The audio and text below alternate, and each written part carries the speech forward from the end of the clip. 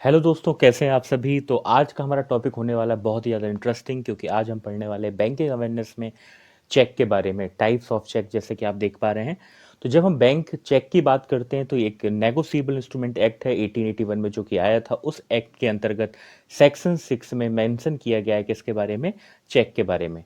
तो जो चेक है एक पर्टिकुलर पेमेंट और ऑर्डर के लिए इसका इस्तेमाल हम करते हैं।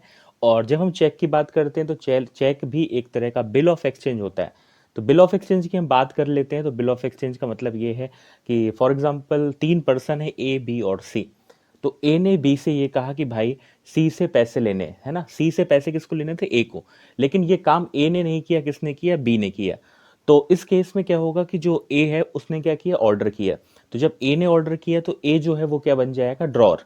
और बी से कहा तो इस केस में जो बी है वो होगा ड्रॉई, और जो सी है वो क्या हो जाएगा, पेई। जनरली इसको हम क्या बोलते हैं, बिल ऑफ एक्सचेंज। ठीक है। तो आज हम चेक के बारे में विस्तार से पर्टिकुलर जानने वाले हैं। एक हम चेक की रूपरेखा भी आपको पर्टिकुलर स्क्रीन पर दिखा रहे हैं, जिससे आपको समझने में आसानी होगी। चलिए बढ़ते हैं आगे। तो आप देख पा रहे हैं पर्टिकुलर आपको चेक दिख रही है स्टेट बैंक ऑफ इंडिया की, जिसके राइट पे डेट, मंथ और ईयर मेंशन किया गया है। और इसके बाद यहाँ पर पे का ऑप्शन दिख रहा है, उसके नीचे आपका रुपए जो अमाउंट है।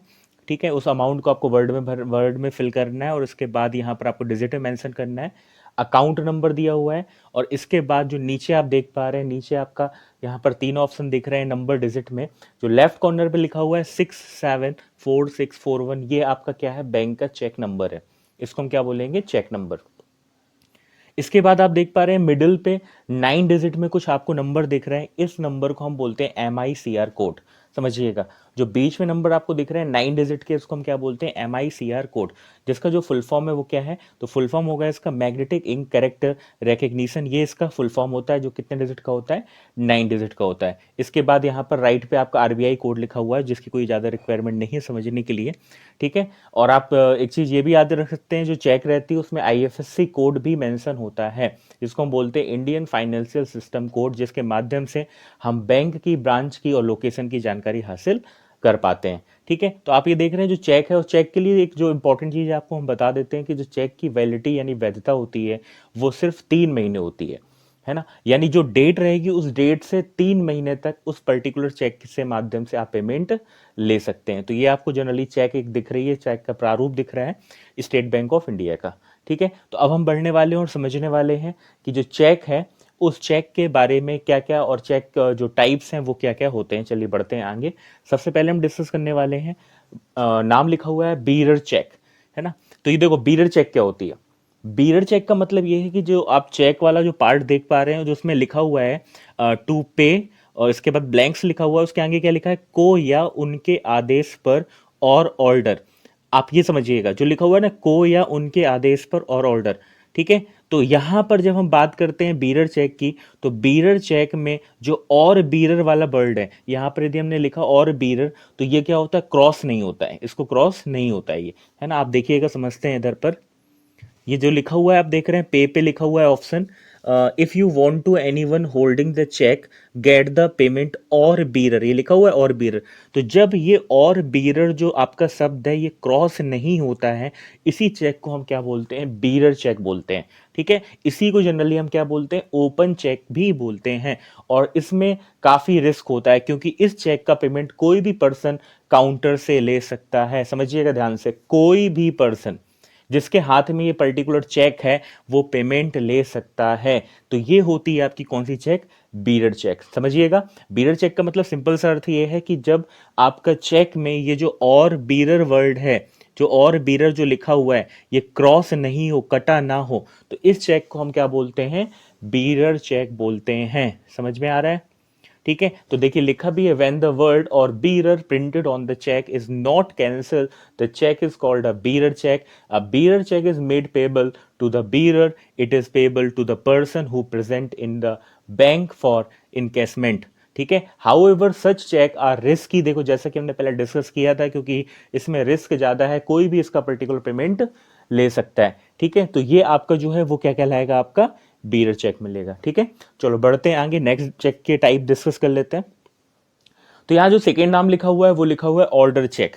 देखो ऑर्डर चेक क्या होता है, जैसे कि हमने डिस्कस किया था बीरर चेक में जो और बीरर ये वर्ड है, ठीक है, जो लिखा हुआ है और बीरर, ये आपका क्रॉस नहीं होता है।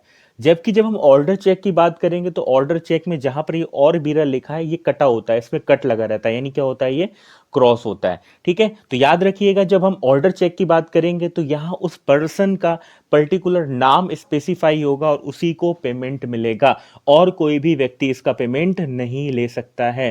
ध्यान समझिएगा। जब हम ऑर्डर चेक की बात करेंगे तो ऑर्डर चेक में जिसका यहां पर नाम लिखा होगा bearer to bearer, the person, जो नाम उसका स्पेसिफाई होगा उसी पर्सन को पेमेंट मिलेगा। जबकि बीरर चेक में ऐसा नहीं होता है, समझिएगा। बीरर चेक में कोई भी पेमेंट ले सकता है, जबकि ऑर्डर चेक में जिस पर्सन का नाम स्पेसिफाई होगा उसी को इसका पेमेंट मिलेगा। तो सबसे इंपॉर्टेंट चीज ये है कि जो चेक है उसकी वैधता याद रखिएगा, वैलिडिटी जो होती है कितनी, 3 महीने है। कई जगह आपको 6 मंथ मिलेगा जो कि पहले का डेटा था, लेकिन रिसेंटली यदि हम बात करें तो वैलिडिटी कितनी है, 3 महीने। तो जो भी डेट लिखी होगी उस 3 महीने तक ही चेक की वैलिडिटी होगी, उससे पेमेंट ले सकते हैं, इसके बाद उसका पेमेंट आपको नहीं मिलेगा। चलिए बढ़ते हैं आगे और डिस्कस करते हैं नेक्स्ट टाइप चेक का। तो अगला जो नाम लिखा हुआ है ये लिखा हुआ है क्रॉस चेक। समझिएगा, क्रॉस चेक का मतलब क्या होता है, देखो समझते हैं उसको भी। तो आप देख रहे हैं ये जो चेक आपको दिख रही है, इसका चेक में पर्टिकुलर लेफ्ट कॉर्नर पे ध्यान से देखिएगा, जो लेफ्ट कॉर्नर है उसमें 2 शॉर्ट आपको पैरेलल लाइन आपको नजर आ रही है।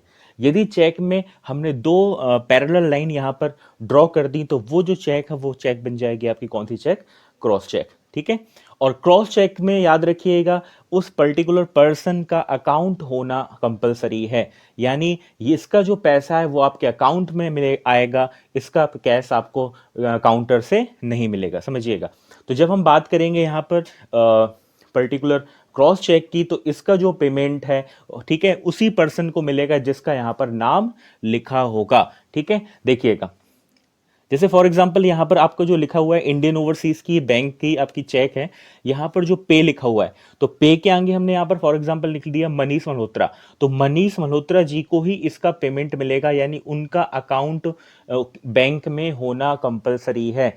किसी भी बैंक में हो, ऐसा नहीं है इंडियन ओवरसीज बैंक में हो, किसी भी बैंक में उनका अकाउंट होगा तो उनका नाम यहाँ पर मेंशन कर दिया जाएगा और उन्हीं के अकाउंट में उसका पर्टिकुलर पैसा आएगा। ठीक है, तो ये है जो है हमारा वो कौन से चेक कहलाएगी, क्रॉस चेक। और एक चीज और याद रखिएगा, जब हम क्रॉस चेक की बात करते हैं तो क्रॉसिंग भी चेक में 2 तरह की होती है, एक होती है आपकी जनरल क्रॉसिंग और एक होती है स्पेशल क्रॉसिंग। ठीक है, तो जो जनरल क्रॉसिंग होती है ये जनरली आपका एक क्रॉस चेक का ही पार्ट है जिसका अकाउंट में पेमेंट मिलेगा। लेकिन यदि हम स्पेशल क्रॉसिंग की बात करेंगे तो दो आप देख पा रहे हैं जो यहां पर हमने 2 पैरेलल लाइन ड्रॉ की है, यदि हमने इसमें कोई एक पर्टिकुलर बैंक का नाम मेंशन कर दिया, जैसे ये लाइन दिख रही है इसमें हमने लिख दिया for example state bank of India, तो इसका जो पेमेंट मनीष मल्होत्रा जी को मिलेगा वो अकाउंट में तो मिलेगा, ये तो कंफर्म है, लेकिन अकाउंट में भी किसमें, जो उनका अकाउंट होना चाहिए स्टेट बैंक ऑफ इंडिया में। मतलब कहने का मतलब ये कि जो जनरल क्रॉसिंग होती है उसमें क्रॉस तो होगा लेकिन किसी पर्टिकुलर बैंक का नाम मेंशन नहीं होगा। आप किसी भी बैंक में आपका खाता है, अकाउंट है, आपको पेमेंट मिल जाएगा। लेकिन यदि हमने इस 2 पैरेलल लाइन में हमने कोई पर्टिकुलर बैंक का नाम मेंशन कर दिया तो उसी बैंक में इसका पेमेंट मिलेगा, अदर आपकी कोई बैंक में इसका पेमेंट नहीं मिलेगा। तो ये जो है वो हमारी कहलाती है क्या, स्पेशल क्रॉसिंग। ठीक है, चलिए तो इसको थोड़ा समझ लेते हैं। तो जैसे कि इसमें लिखा भी हुआ है, a cross cheque is a cheque that is payable only a collecting banker and not directly is the counter of the bank when 2 parallel transverse line with or without any word are drawn generally on the left hand top corner of the check, है ना। तो जब corner में particular हमने 2 line हमने draw कर दी तो वो हमारी बन जाएगी क्रॉस चेक, और उस लाइन के बीच में हमने कोई बैंक का नाम मेंशन कर दिया तो वो हमारी बन जाएगी स्पेशल क्रॉस चेक, यानी इसका जो पेमेंट है वो आपके बैंक अकाउंट में ही आएगा। ठीक है, 2 से 3 दिन में आपके बैंक अकाउंट में पैसा इसका आ जाता है, ये आपको कैश काउंटर से पैसा नहीं मिलेगा। तो ये हो गई आपकी क्रॉस चेक। चलिए बढ़ते हैं आगे, डिस्कस करते हैं नेक्स्ट चेक के बारे में। तो अगला जो नाम लिखा हुआ है वो लिखा हुआ है पोस्ट डेटेड चेक। देखो इसका मतलब क्या है, तो पोस्ट डेटेड चेक का मतलब ये है कि फॉर एग्जांपल मुझे एक पर्सन को पैसा देना है, ठीक है, लेकिन जैसे आज आपकी जो तारीख है वो है आपकी 21 है ना, 21 दिसंबर है आज। मुझे एक पर्सन को पैसा देना है, लेकिन वो पैसा मैं दे तो रहा हूँ आज, मतलब जो चेक है वो चेक मैं उसको दे रहा हूँ आज, लेकिन यहाँ पर मैंने डेट जो मेंशन कर दी वो कर दी 10 दिन की। यानी यानी फॉर एग्जांपल ऐसा समझ लेते हैं, जैसे आज आपका 21 दिसंबर है, तो मैंने उसको चेक दी, लेकिन चेक में यहाँ पर जो डेट आपकी दिख रही है, उस डेट पे मैंने लिख दिया यहाँ पर 28 दिसंबर 2020। यानी वो जो चेक है वो कौन सी चेक हो गई, पोस्ट डेटेड चेक। मतलब उस पर्सन के पास चेक तो है, लेकिन उसको जो पेमेंट उसका मिलेगा, वो पेमेंट कब मिलेगा, 28 तारीख को, या 28 तारीख से 3 महीने के अंदर। यानी आज उसके पास चेक होने के बावजूद भी वो उसका पेमेंट नहीं ले सकता। तो ये कौन सी चेक हो गई, पोस्ट डेटेड चेक। तो जब हम किसी चेक में आज की डेट ना लिखकर कुछ आगे कुछ समय की डेट लिख देते हैं, तो वो हमारी पोस्ट डेटेड चेक बन जाती है। ठीक है। और यदि मैं आज की डेट ना लिखकर कुछ प्रीवियस डेट लिख दूं, फॉर एग्जांपल मैं इधर लिख देता हूं 15 दिसंबर 2020, और चेक में इशू कर रहा हूं आज, तो चेक तो मैंने आज इशू की, लेकिन डेट उसमें क्या लिखी, 15 दिसंबर 2020। तो ये जो चेक बन गई वो बन गई आपकी एंटी डेटेड चेक। ठीक है। तो क्या उसको आज पेमेंट मिलेगा, बिल्कुल मिलेगा, क्योंकि देखो वहां पर जो हमने डेट मेंशन की है वो की है 15 दिसंबर, और आज है 21 दिसंबर। तो 15 दिसंबर से 3 महीने तक वो कभी भी पेमेंट ले सकता है। तो जब चेक में हम आज की डेट ना लिखकर कुछ पहले की लिख देते हैं, लेकिन याद रखिएगा पहले 3 महीने पुरानी नहीं लिखना, क्योंकि 3 महीने पुरानी लिखेंगे उस चेक का पेमेंट नहीं होगा। यानी हमें जो यहाँ पर डेट मेंशन करनी है वो ऐसी करनी है कि उस पर्टिकुलर पर्सन को पेमेंट मिल जाए, लेकिन डेट आपकी क्या होगी, कोई पर्टिकुलर प्रीवियस डेट होगी। ठीक है। तो आज की डेट ना लिख कर यदि हम कुछ पहले की डेट लिख देते हैं, तो वो बन जाती है एंटी डेटेड चेक। और यदि हमने उस डेट में कुछ आगे का हमने डेट मेंशन कर दी, तो वो हमारी बन जाएगी पोस्ट डेटेड चेक। ठीक है। चलिए,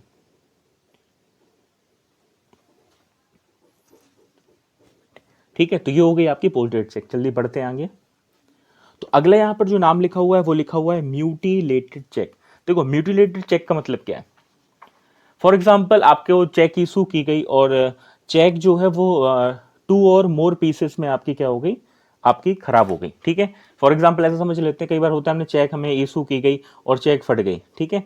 तो उस चेक को हम बोलेंगे क्या, म्यूटिलेटेड चेक। समझिएगा, लिखा भी हुआ है इसमें, when a cheque is torn into 2 or more pieces and presented for payment, such a check is called a mutilated check। तो उस चेक को हम क्या बोलेंगे, आपका म्यूटिलेटेड चेक। चेक खराब हो गई, इंक गिर गया, या चेक में और किसी तरह से नुकसान हो गया, तो उस चेक का पेमेंट आपको बैंक से पेमेंट नहीं मिलेगा। वो आपकी कौन सी चेक बन जाएगी, म्यूटिलेटेड चेक। ठीक है। चलिए बढ़ते हैं आगे। तो अगला जो नाम लिखा हुआ है, यहाँ लिखा हुआ है स्टेल चेक। देखो स्टेल चेक का मतलब सिंपल सा आप ये समझ सकते हैं, इसमें थोड़ा गलत लिखा हुआ है, 6 मंथ मेंशन है, जो हमने आपको पहले भी डिस्कस किया था। तो ये 3 महीने आपकी वैलिडिटी होती है। तो फॉर एग्जाम्पल हमारे पास एक चेक है, उस चेक की वैलिडिटी यानी जो वैधता है वो 3 महीने से ज्यादा हो गई है ना। हमें एक चेक इशू की गई, और उस चेक को हम लेकर जाते हैं बैंक, कितने महीने बाद, 3 महीने बाद। तो क्या बैंक हमें पेमेंट देगा, नहीं देगा। तो इस तरह की जो चेक है, उस चेक को हम क्या बोलेंगे, स्टेल चेक। यानी आप बोल सकते हैं कि उस पर्टिकुलर चेक की जो आपकी डेट है वो क्या हो गई है, एक्सपायर हो चुकी है, यानी उसको 3 महीने से ज्यादा हो गया है। तो उस चेक का पेमेंट बैंक आपको नहीं देगा, और ये चेक कहलाएगी हमारी स्टेल चेक। चलो एक और हम चीज जान लेते हैं चेक के बारे में। जैसे यहाँ पर लिखा हुआ है पे अंकित शर्मा। तो जब हम अंकित शर्मा की बात करेंगे, तो यहाँ जरा ध्यान समझ लेते हैं। तो अंकित शर्मा को पेमेंट मिल रहा है, मतलब हम जो चेक हमने लिखी दे रहे हैं, हम किसको दे रहे हैं पैसा, अंकित शर्मा को। यहां पर जो आप सिग्नेचर का ऑप्शन देख रहे हैं, तो ये जो पर्सन आपका ये चेक इशू कर रहा है, जिसकी चेक है, ठीक है, तो वो यहां पर अपना क्या करेगा, साइन करेगा। ठीक है। उस केस में क्या होगा, एक चीज समझ लेते हैं। जो आप देख रहे हैं ये जो ट्रांजेक्शन होगा वो किसके द्वारा होगा, बैंक के माध्यम से, यानी एचडीएफसी बैंक के माध्यम से। तो जो एचडीएफसी बैंक है ये कहलाएगा हमारा क्या, ये कहलाएगा ड्रॉई। ये कहलाएगा क्या, ड्रॉई कहलाएगा। ठीक है। और जिस पर्सन को ये चेक से पैसा मिल रहा है, यानी जिसको पेमेंट मिल रहा है, तो पेमेंट किसको मिल रहा है, आपका अंकित शर्मा को। तो ये जो है वो क्या कहलाएगा, ये कहलाएंगे पेई, है ना। यानी पैसा किसने पाया, तो इन्होंने, अंकित शर्मा ने। तो अंकित शर्मा जी जो हो गए वो क्या हो गए, पेई हो गए। एचडीएफसी बैंक क्या हो गया आपका, ड्रॉई हो गया। और जिस पर्सन ने यहां पर साइन किया है, सिग्नेचर किया है, तो वो पर्सन आपका क्या कहलाएगा, वो पर्सन कहलाएगा ड्रॉर, यानी जिसकी जेब से पैसा जा रहा है। तो पैसा किसकी जेब से आया, जिसने साइन किया, यानी जिसकी चेक है, तो वो हो गया आपका ड्रॉर। ठीक है। और जो बैंक है वो कहलाएगा आपका क्या, ड्रॉई। ठीक है। बैंक जो है वो क्या कहलाएगा आपका, ड्रॉई। और जो पर्सन को पैसा मिल रहा है, अंकित शर्मा जी, तो ये हमारे कहलाएंगे क्या, ये कहलाएंगे पेई। तो इतनी सी बात है चेक के बारे में। तो उम्मीद है आपको आज का लेक्चर समझ में आया होगा। ठीक है, यदि समझ में आ गया तो कमेंट कर लीजिए, लाइक और शेयर कर दीजिए, जिससे जो बाकी स्टूडेंट है उन तक ये लेक्चर पहुंच पाए। तो आज के लिए इतना ही। Thank you so much guys, मिलते हैं नेक्स्ट लेक्चर में। Thank you.